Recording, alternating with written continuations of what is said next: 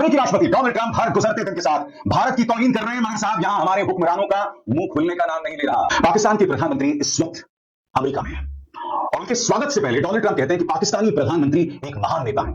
उनके field marshal general असीम मुनीर महान हैं। पाकिस्तान के प्रधानमंत्री को महान व्यक्ति बता रहा है, पाकिस्तान के जिहादी जनरल की भूरी भूरी तारीफ कर रहा है। मैं फिर आपसे पूछना चाहता हूं, जब आपका फोकस एक व्यक्ति को विश्व गुरु बनाने पर हो तो यही होता है।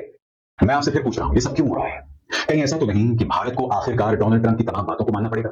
कि एक नहीं कई बार आसिम मुनीर को मिले डोनाल्ड ट्रंप, साथ में अब शहबाज शरीफ के साथ मीटिंग, और जिस दिन मिलते हैं उसी दिन रात को ये डिसीजन आता है कि भारत की फार्मा इंडस्ट्री पर 100% टैरिफ लगाया गया है। आखिर इससे बड़ी बेइज्जती या इससे बड़ा तमाचा और कोई होगा भारत के चेहरे पर?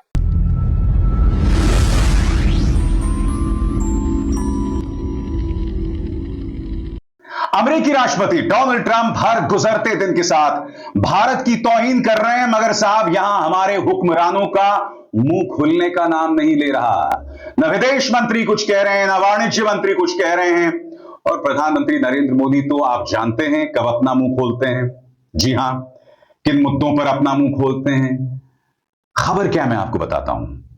पाकिस्तान के प्रधानमंत्री इस वक्त अमेरिका में हैं और उनके स्वागत से पहले डोनाल्ड ट्रंप कहते हैं कि पाकिस्तानी प्रधानमंत्री एक महान नेता हैं। उनके फील्ड मार्शल जनरल असीम मुनीर महान हैं। कौन असीम मुनीर? पाकिस्तान के जिहादी जनरल। मगर खबर यहां तक सीमित नहीं है दोस्तों, इस खबर पर गौर कीजिए।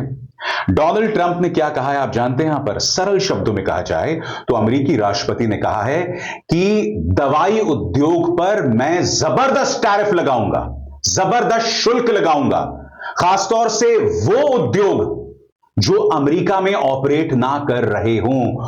और आपको अंदाजा नहीं है दोस्तों, इसका असर भारत के दवाई उद्योग पर क्या पड़ने वाला है। भारत के दवाई उद्योग की कमर टूट सकती है। यह अपने आप में बहुत मायने रखता है। हम इन दोनों खबरों की चर्चा करने वाले हैं। साथ ही डोनाल्ड ट्रंप ने बेंजामिन नेतन्याहू, इस्राएल के प्रधानमंत्री बेंजामिन नेतन्याहू पर करारा प्रहार किया है। उन्होंने क्या कहा है कुछ देर बाद, मगर सबसे पहले सुनिए अमेरिकी राष्ट्रपति पाकिस्तानी प्रधानमंत्री की भूरी भूरी प्रशंसा कर रहे हैं। Now, I'm very disappointed in President Putin. I thought I solved 7 wars. In fact, we have a great leader coming. We have the Prime Minister of Pakistan coming and the Field Marshal. Pakistan Field Marshal is a very great guy, and so is the Prime Minister, both. And they're coming, and they may be in this room right now. I don't know, because we're late. And I said maybe they'd like to join they actually may be somewhere in the beautiful Oval Office. Yeah, please. कौन सी film का dialogue है? कब खून खौलेगा तेरा फैजल? मैं आपको बतलाना चाहता हूं कि वो क्या कह रहे हैं आपके स्क्रीन पे। मैं राष्ट्रपति पुतिन से बहुत निराश हूं। मुझे लगा कि मैंने 7 युद्ध देखे हैं।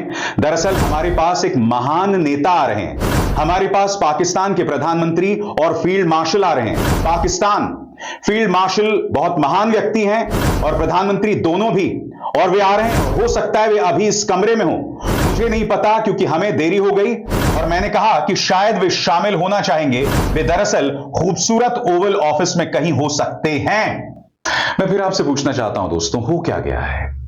यह वो अमेरिका है जिसने कभी भी पाकिस्तान की इस तरह से तारीफ नहीं की, क्योंकि अमेरिका इस बात को समझता रहा कि पाकिस्तान ने अपनी सरजमीन का इस्तेमाल भारत के खिलाफ आतंकवादी हमलों के लिए किया।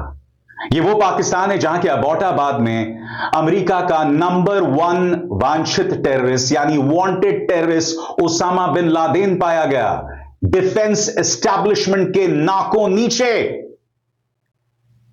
फिर भी यह व्यक्ति पाकिस्तान के प्रधानमंत्री को महान व्यक्ति बता रहा है, पाकिस्तान के जिहादी जनरल की भूरी भूरी तारीफ कर रहा है।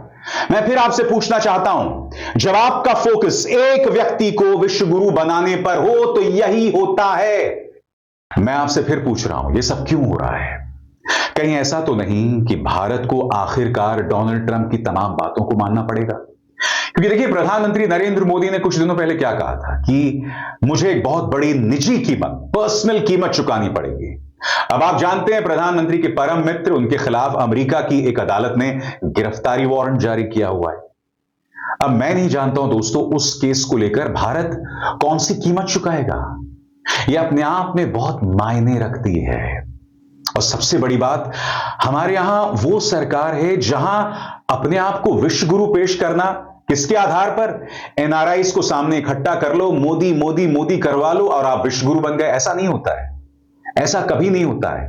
भारत की विदेश नीति को ऐसी चुनौती कभी नहीं आई, क्योंकि कहीं ना कहीं अमेरिकी प्रशासन समझ रहा है, उस खोखलेपन को देख रहा है, हमारी इस सरकार के खोखलेपन को देख रहा है। आपको क्या लगता है कि ये जो पाकिस्तान के साथ इतनी दोस्ती करना कि एक नहीं कई बार आसिम मुनीर को मिले, डोनाल्ड ट्रंप, साथ में अब शहबाज शरीफ के साथ मीटिंग, और जिस दिन मिलते हैं उसी दिन रात को ये डिसीजन आता है कि भारत की फार्मा इंडस्ट्री पर 100% टैरिफ लगाया गया है।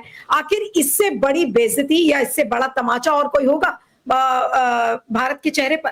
जी जी हाँ, जैसे पाशा साहब समझा रहे थे, उससे सामान्य सी चीज इतनी समझ में आई हमें कि ट्रंप साहब ने एक तरह से कसम खा ली है कि भारत जो अपने आप को विश्व गुरु कहता है, ये इनका विश्व गुरूर तोड़ना चाहते हैं। विश्व गुरु का गुरूर तोड़ने का लगता है ट्रंप साहब ने कोई कसम खा के रखी हुई है, क्योंकि जिस तरह से ये काम कर रहे हैं, ये हर काम जो किया जा रहा है, जिस समय से सीज फायर की बात शुरू हुई थी, तब से भारत को हर कदम पे ट्रंप साहब नीचा दिखाने की हर संभव कोशिश कर रहे हैं।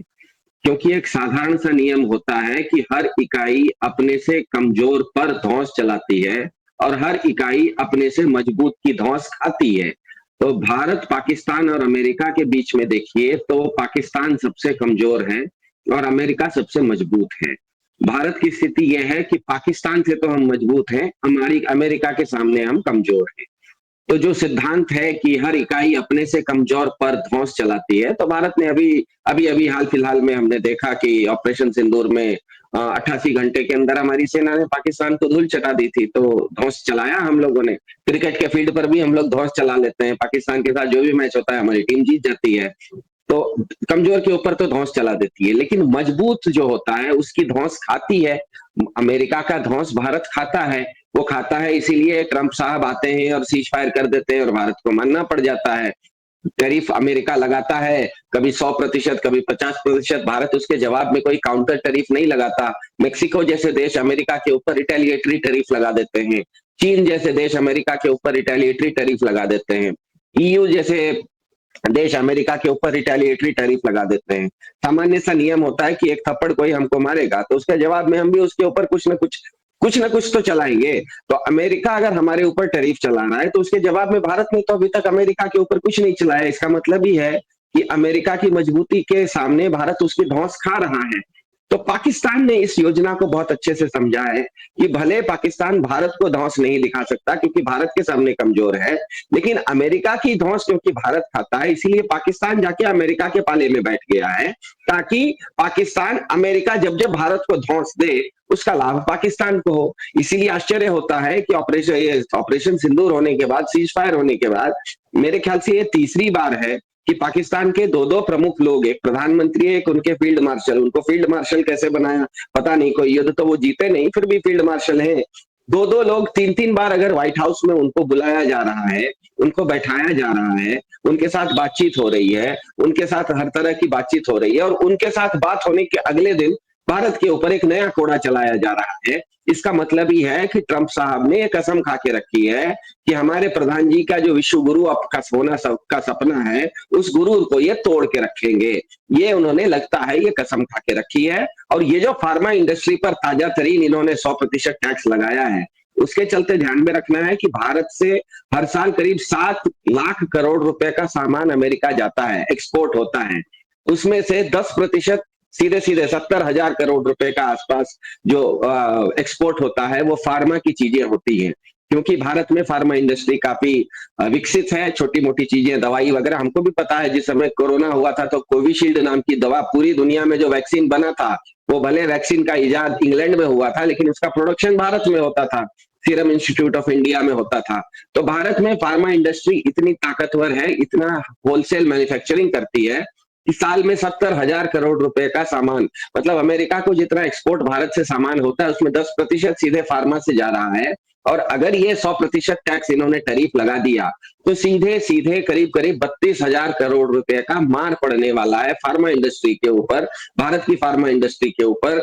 उसमें काम कर रहे करीब करीब 5 लाख लोगों के जीवन यापन पर, उनकी नौकरी पर सवाल उठने वाला है। और भारत के हर परिवार का करीब करीब ये जो फार्मा इंडस्ट्री से जो एक्सपोर्ट होता है उसमें जो 100% टैरिफ के कारण कमी आएगी तो भारत के औसत परिवार की क्या कहते हैं आय में करीब करीब 1,000 रुपए की घटत होने की संभावना है। मतलब सालाना 1,000 रुपए का घटत होने वाला है। तो परसों इन्होंने जो जीएसटी में 58 रुपए का आपको फायदा दिया था, भारत में जो परसों जीएसटी आया था उसके बाद फिक्की ने कहा कि इससे करीब करीब एक व्यक्ति को 1 महीने में 58 रुपए का फायदा होने वाला है। तो 58 रुपए का जीएसटी का फायदा है और 1,000 रुपए का ट्रंप साहब के टैरिफ के चलते नुकसान है। और ये अपने आप में बताता है कि अमेरिका तो मैं नहीं कहूंगा, ट्रंप साहब व्यक्तिगत रूप से कहीं ना कहीं प्रधान जी से कुछ न कुछ उनकी व्यक्तिगत एक तरह से टकराव शुरू हो गया है। ये ईगो का टकराव हो सकता है, ये किसी एक तरह का टकराव है जिसमें कि ये प्रधान जी को नीचा दिखाने के लिए हर संभव प्रयास कर रहे हैं। अलग अलग तरह से अलग अलग हथकंडे, रोज एक नया हथकंडा खोज रहे हैं और उस हथकंडे से इनको टाइट करने की कोशिश कर रहे हैं। ये शुरू हुआ था 13 फरवरी को जब भारत और अमेरिका के बीच में व्हाइट हाउस में एक ज्वाइंट संधि बन गई थी जिसको कि कॉम्पैक्ट नाम था और उसमें कहा गया था कि भारत और अमेरिका के बीच में एक ज्वाइंट स्टेटमेंट हुआ था। उस ज्वाइंट स्टेटमेंट के बाद से अमेरिका भारत के ऊपर लगातार दबाव बनाए हुए है, चाहे वो तेल का दबाव हो, चाहे मवेशी के चारे का दबाव हो, चाहे मक्का का दबाव हो, चाहे वो बतख के मांस का दबाव हो, हर तरह का दबाव, चाहे वो रेयर अर्थ मिनरल्स का दबाव हो। कल ही परसों भारत के विदेश मंत्री और अमेरिका के विदेश मंत्री मार्को रूबियो के साथ वाशिंगटन में मिले थे। उसके बाद वो मार्को रूबियो साहब ने एक स्टेटमेंट जारी किया। भारत ने अभी तक स्टेटमेंट नहीं जारी किया, लेकिन मार्को रूबियो ने यह स्टेटमेंट जारी कर दिया कि इसमें भारत के साथ हम लोगों का ऑयल एंड नेचुरल गैस के ऊपर बातचीत ट्रेड में हो रही है, एग्रीकल्चर के ऊपर हो रही है और रेयर अर्थ मिनरल्स पे हो रही है। इसका मतलब ही ये है कि आने वाले समय में ट्रंप साहब पूरी तरह से इनका जो ट्रेड टैरिफ का ये जो मार ये डाल रहे हैं, ये एक्चुअली ट्रेड डील को अपने पक्ष में करने की कवायद है। ये जो टैरिफ की मार है, ये बार बार भारत के ऊपर टैरिफ की मार लगा के भारत को ट्रेड डील के बातचीत में, क्योंकि अब भारत भी ये मान चुका है कि अभी तक उनकी ट्रेड डील की बातचीत हो रही है। भारत ये नहीं कह रहा है कि हमारा अमेरिका के साथ ट्रेड डील खत्म हो गया है। बाकी देश जैसे मेक्सिको ने कह दिया आपने हमारे ऊपर टैरिफ लगाया, हमने आपके ऊपर टैरिफ लगाया, अब कोई बातचीत नहीं होगी। चीन ने कहा कि आपने हमारे ऊपर लगाया, हमने आपके ऊपर लगाया, अब कोई बातचीत नहीं होगी। भारत के ऊपर अमेरिका ने तो लगाया है, भारत ने वापस काउंटर टैरिफ नहीं लगाया है। उल्टा भारत सरकार कह रही है, पीयूष गोयल कह रहे हैं, एस जयशंकर कह रहे हैं कि अभी तक हमारी बातचीत हो रही है। इसका मतलब ही है कि अमेरिका उस बातचीत में अपने हितों को साधने के लिए, खास करके जिस तरह से मैंने कहा तेल के बारे में, ऑयल जो कि भारत सस्ता तेल दूसरे जगह से खरीदता है, अमेरिका चाहता है कि वो अमेरिका से महंगा तेल खरीदे। भारत अपने यहाँ जो क्या कहते हैं एग्रीकल्चरल उत्पाद है, मतलब जो खेती का सामान है, जो खाने पीने की चीजें हैं, वो भारत अपना उपयोग करता है। भारत खाने के मामले में स्वावलंबी है, लेकिन अमेरिका चाहता है कि अमेरिका में जो 7 रुपए किलो का मक्का है वो भारत आए।